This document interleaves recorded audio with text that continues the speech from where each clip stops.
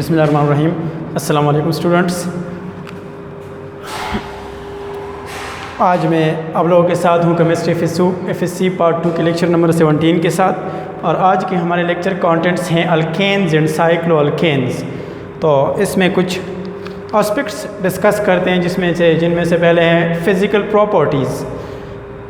इसमें हमने लिखा है कि first 4 member are colourless gases. Alkane के फर्स्ट 4 मेंबर क्या है? कलरलेस गैसेज हैं रूम टेम्परेचर पे।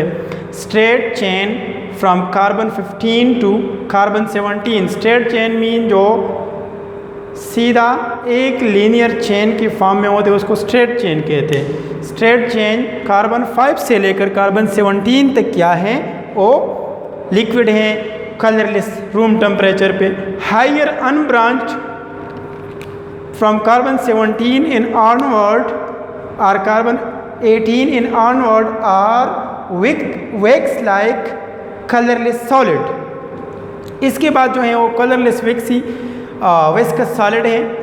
नंबर 2 है boiling point increase with increase in molecular mass. Boiling point जो होता है वो मॉलिक्यूलर मास के साथ इंक्रीज होता है। स्ट्रेट चेन है higher boiling points than isomeric branch chain.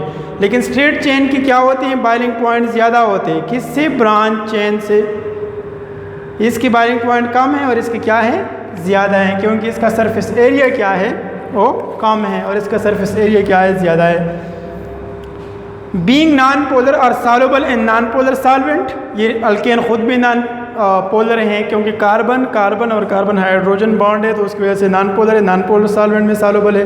Density increase with molecular mass. Density molecular mass के साथ density is mass per unit volume m/v which increase with increase in molecular mass. 0.81 जो है gram per millilitre ये maximum density है।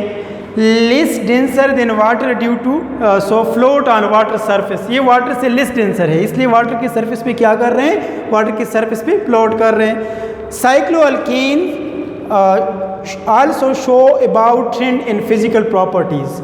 ये alkane और cycloalkane है तो साइक्लोअल्केन भी ऐसी ही प्रॉपर्टीज़ शो करती है फिजिकल। लेकिन इसमें 2 बातें हैं वो साइक्लोअल्केन के लिए है, जिसमें से पहले है हायर डेंसिटी होती है इनकी अल्केन से 1 ग्राम पर मिलीलीटर और यहाँ पे 0.8 ग्राम पर मिलीलीटर। तो साइक्लोअल्केन की डेंसिटी ज़्यादा होती है और साइक्लोअल्केन की बॉइलिंग पॉइंट्स भी नॉर्मल अल्केन से, स्ट्रेट अल्केन से क्या होते हैं? वो ज़्यादा होते हैं। तो ये थी फिजिकल प्रॉपर्टी। नेक्स्ट जो है structure of alkane. Structure of alkene को अगर हम देखें, structure of alkanes in cycloalkanes. Structure of ethane से इसको डिस्कस करते हैं। इथेन का स्ट्रक्चर है CH3 ये क्या है? इथेन से। इससे एक्सप्लेन करते हैं एक रिप्रेजेंटेटिव के तौर पे इसको लेके इससे स्ट्रक्चर ऑफ अल्केन्स को, ओपन चेन अल्केन को डिस्कस करते हैं। फार्मूला इसका है C2H6। कार्बन जो है इसमें sp3 हाइब्रिडाइज्ड हैं। 6 कार्बन हाइड्रोजन कोवेलेंट बॉन्ड होते हैं, सारे के सारे सिग्मा हैं। 1 कार्बन बॉन्ड, एक इसमें क्या है? कार्बन बॉन्ड है और बाकी क्या है? 6 इसमें टोटल बॉन्ड कितने हैं? 6 बॉन्ड है इसमें। एक कार्बन बॉन्ड है और 6 क्या है? कार्बन हाइड्रोजन बॉन्ड है। बॉन्ड एंगल जो है all sigma bonds linear overlap से बनते हैं। लीनियर ओवरलैप जो 2 ऑर्बिटल एक दूसरे के साथ ओवरलैप करते हैं लीनियर पेशन में, लाइन पे, तो हेड टू हेड, तो उसको लीनियर ओवरलैप कहते हैं। बॉन्ड एंगल जो है ये क्या है? 109.5। ज्योमेट्री क्या है? टेट्राहेड्रल। बॉन्ड लेंथ जो है कार्बन बॉन्ड लेंथ 154 पिकोमीटर है और कार्बन हाइड्रोजन बॉन्ड 109.5 पिकोमीटर है।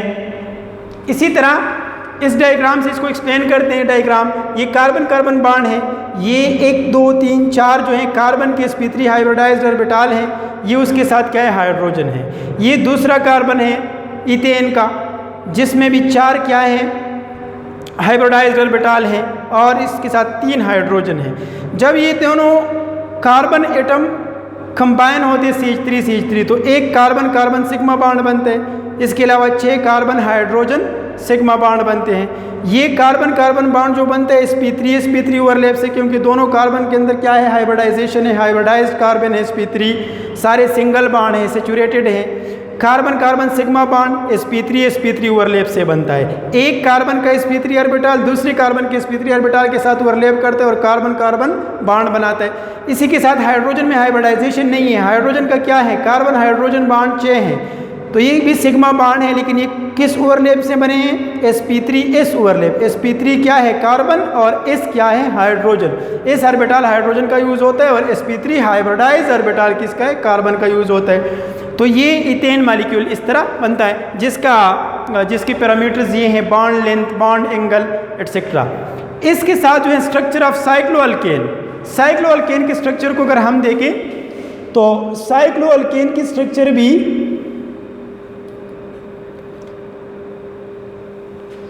इसी तरह है। फार्मूला इसका है C3H6, इसकी स्ट्रक्चर ऐसी है, साइक्लोप्रोपेन इसको कहते हैं, CH2 और CH2, ये है साइक्लोप्रोपेन। फार्मूला इसका C3H6 है।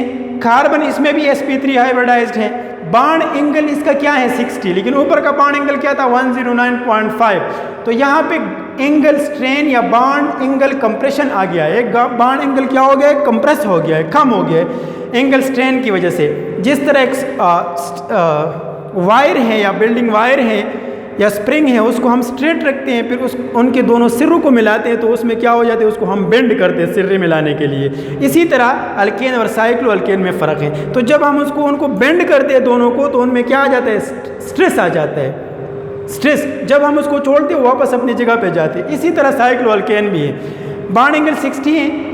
बॉन्ड लेंथ जो है, carbon carbon bond length 151 picometre है और कार्बन हाइड्रोजन बॉन्ड 108 पिकोमीटर है। ये देखो 60 डिग्रीज का एंगल है, साइक्लोप्रोपेन है, और इसका जो ये 49.5 एंगल, या ये क्या है, ये कम है ये कम है normal straight channel open channel केन से, तो इसको कहते हैं एंगल कंप्रेशन। ये एक एग्जाम्पल है, साइक्लोप्रोपेन है, तो इसके इंटरनल बॉन्ड एंगल क्या है 60 है। ये हाइड्रोजन इसके साथ अटैच है, sp3 हाइब्रिडाइज ऑर्बिटल कार्बन का यूज़ होता है और s ऑर्बिटल जो है हाइड्रोजन का यूज़ होता है, तो इसमें भी sp3 हाइब्रिडाइजेशन है। ये है साइक्लोप्रोपेन, जिसकी कुछ पैरामीटर्स हमने डिस्कस किए। नेक्स्ट जो है इसके साथ relative stability and reactivity. Relative stability and reactivity की तरफ चलते हैं। इसको अगर हम देखें रिलेटिव स्टेबिलिटी और रिएक्टिविटी को, तो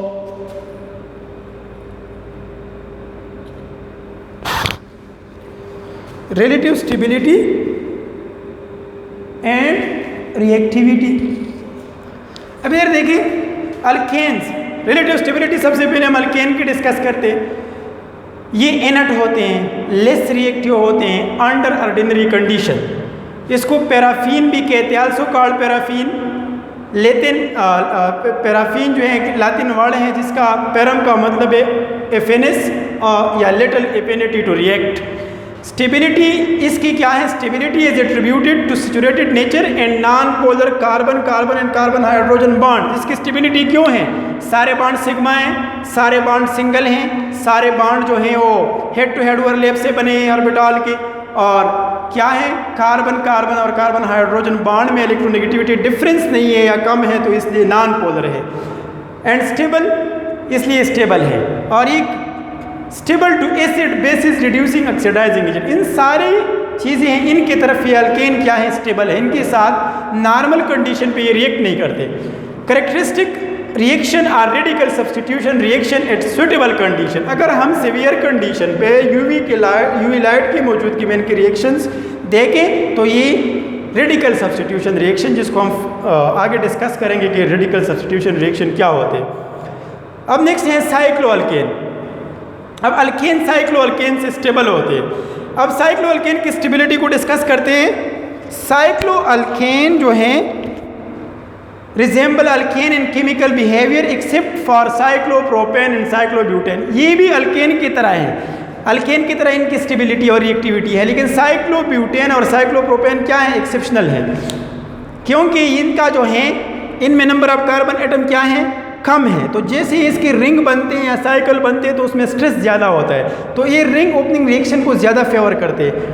Strength of bonds and stability depend upon the extent of overlap of orbital, which is not maximum in case of cyclopropane and cyclobutane due to angle strength. अब इधर देखो, ये साइक्लोप्रोपेन है और ये साइक्लोब्यूटेन है, तो यहाँ पे जो कार्बन की ऑर्बिटल है उनकी सही तरह से ये ओवरलैप नहीं कर पाते, तो इसलिए बॉन्ड क्या है, बॉन्ड स्ट्रेंथ जो क्या है, बॉन्ड स्ट्रेंथ कम है। तो बॉन्ड स्ट्रेंथ जब कम हो तो बॉन्ड स्टेबिलिटी भी क्या होगी, कम होगी। इसलिए एंगल स्ट्रेंथ की वजह से क्या है, साइक्लोप्रोपेन और साइक्लोब्यूटेन डिफरेंट हैं बाकी फैमिली मेंबर्स से। Cyclopropane undergo ring opening reactions under severe condition. Cyclopropane जो है severe condition mean extreme condition, high temperature, high pressure, catalyst etcetera, इन कंडीशंस पे अगर इनके रिएक्शन करवाए जाएं तो cyclo alkane ring opening reaction करेगा। कैसे रिंग ओपनिंग, मिसाल के तौर पर ये साइक्लोप्रोपेन है, रिंग है, तो रिएक्ट होके क्या करेगा, स्ट्रेट प्रोपेन में जाएगा। तो ये साइकिल है और ये क्या है, स्ट्रेट है, तो इसको कहते हैं ring opening reaction. Hydrogenation of cyclopropane cyclobutane give alkane in the presence of निकल।